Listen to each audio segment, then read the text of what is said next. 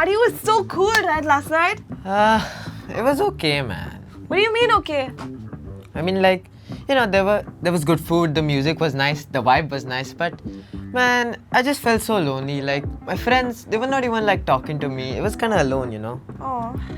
Yeah, I mean, I'm sure you must have felt like that, you know, like you're invited, but you're not accepted over there, and people don't really care that you're there, or you're not really important in that moment. Yeah, like everyone's talking and laughing and doing their own thing, but somehow it feels like I'm invisible.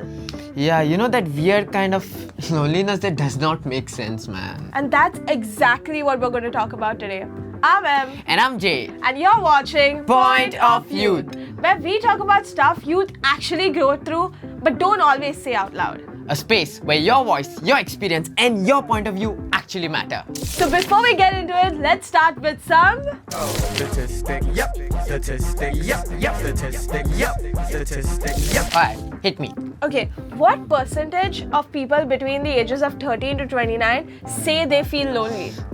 Okay, 9 to 13%, 17 to 21%, or 43 to 56%? Okay, you know, I'm thinking 9 to 13%. No, it's actually 17 to 21%. What? That's like almost like 1 in 5 people. Yeah, and it gets heavier. What percentage of teenagers say they feel unloved? Unloved. Oh, Yeah. That's a huge thing. Okay, what are my options? Okay, 22%, 33%, or 43%? Okay, you know, I've been guessing it wrong, but I'm... Okay, 43%? Yes! Yeah? You actually got it right this See, time. I That's used to- amazing. I used to pray for times like these. Which means this isn't just a few people feeling off. This is actually something much bigger. So why does this even happen? Like, why do so many people feel lonely even when we're talking to people all day online? And why do real life friendships feel like harder than they used to? So we spoke to an expert to help us understand this thing better.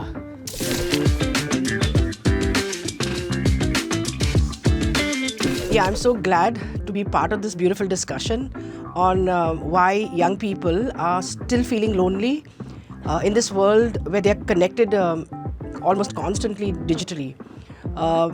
So this is because human brain is wired for real-time connection. It's not about connecting online constantly. Okay, that's because the human brain, when we connect in person, when we talk to people in person, there are neurotransmitters like oxytocin, okay, which is released during person-to-person conversation, and this chemical, okay, helps in bonding.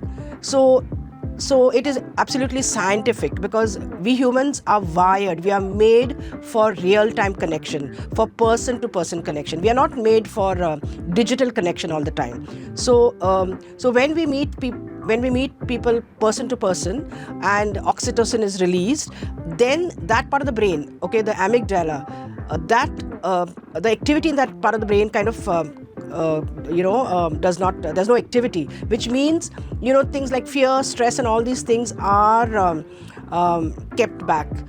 So that's why it's really very important that young people have person-to-person conversations rather than online conversations all the time. Also, another point I want to bring about is that there are two things, like there is social stimulation and belongingness. Okay, social, because we human beings are social animals. So social stimulation we can get from digitally online, like likes and friends and whatever. That's social stimulation. But our need for belongingness cannot come from there, cannot come from a digital conversation.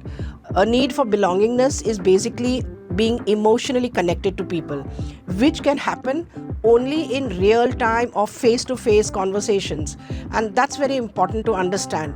And so young people, I would say, yes, you guys are lucky or blessed to have digital connection, but it's really very important that you connect even face-to-face and in person. I see young people being on the edge, actually at a very, very dangerous level, where they are constantly online, they are constantly connected with friends, strangers, everybody, but they have no real connections with people, with in the home, with parents or with their siblings or with friends who are real friends. Okay, so they'll have like 1,000 Facebook. I think Facebook is outdated. They'll have like, I don't know, Instagram, 1,000 Instagram friends and hardly real friends. I mean, and so that's a very, very dangerous situation. And so the consequences of such behavior is disastrous, and that's why suicides, depression, anxiety, and all the other mental health related disorders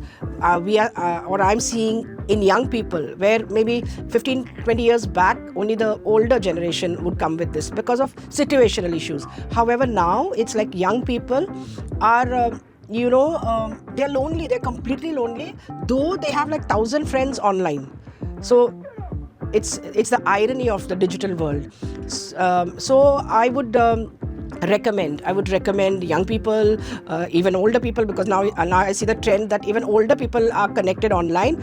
But the difference between young and older people is older people, in their younger days were connected in person. So I think that's why older people can kind of manage with online connectivity and things like that. But younger people, you need to have a balance completely. Okay, you need to align your online connections with in-person connections. It's all about balance. So what can we do, or what? So online, being online all the time is actually equivalent to addiction, because I now see young people being addicted online, which is same as being addicted to alcohol, drugs, and so on. So it's online addiction, which follows the same brain circuits of addiction. So now in the past, when there were rehab centers for alcoholism, drug addiction, and now we have rehab centers for online addiction. So it is so disastrous. And my suggestion would be balance. Okay, life needs an equilibrium in anything. So it's the same with online connectivity, that have a balance. And move out, like go out of your room, go out of your house, talk to people, just talk to anybody, like strangers or shopkeeper, talk. Okay, and when it's like especially family time, I think that's very, very important. Many times it's the parents who are on their phones all the time, and the little child think that's the way of life. So I would also tell parents to please have like no screen time, especially during meals. Have a meal together. Okay, family have a meal together. Talk to each other. Talk to each other about your day. How did your day go? Okay, so it's all about being present. It's all about being present. Especially this message is for parents, but for young people also, interact as much as possible in person or real time interaction. I think nowadays young people are they're living real lives rather than real lives. Okay, so my suggestion would be to balance real life and real life. Thank you very much. Man, that was so insightful. So basically, we need real connection, which doesn't happen automatically, but it takes time and actually being present with people. Yeah, I mean, maybe that's what we need more of. Less scrolling past each other and more actually talking to each other. Even small things matter. Putting your phone away, checking in on someone, starting a conversation instead of waiting for one. Yeah, because honestly, you know what? I think most people don't just want attention. They want connection. Oh, and maybe the first step is by being there for people around you. And that's how we begin to change the narrative from feeling surrounded to actually feeling known. Yes, and now it's time for Spin the Wheel! Every week we spin the wheel, and whatever it lands on is your challenge for the week. And this week's task is...